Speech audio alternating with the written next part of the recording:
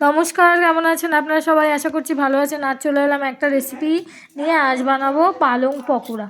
তার জন্য এখানে সে এই আতপ চাল আর মুসুরির ডাল ভিজিয়ে রেখেছিলাম, সেটাকে বেটে নিয়েছি।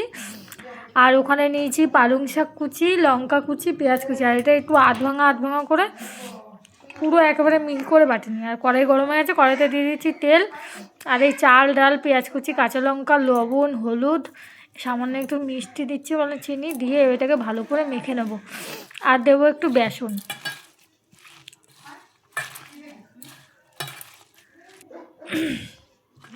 এই বেসন বলছি কেন, কর্নফ্লাওয়ারটা দিয়ে একটু মেখে নিচ্ছি, কারণ পালং শাকের থেকে একটা জল বেরিয়েছে তো, তার জন্য।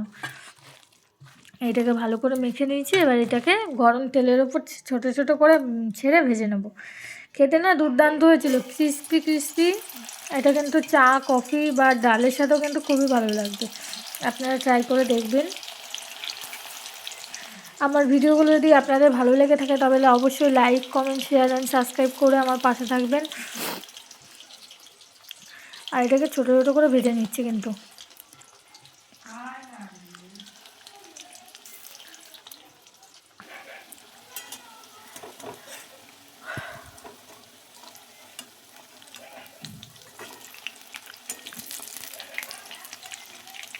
এক পাশ হয়ে গেছে, আর এক পাশ উল্টে দিচ্ছি, দিয়ে ভেজে নেব।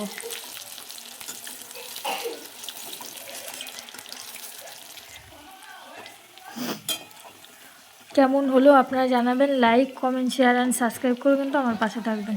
আবার দেখা হবে একটা নতুন ভিডিওর সাথে। ততক্ষণ আপনারা ভালো থাকবেন, সুস্থ থাকবেন।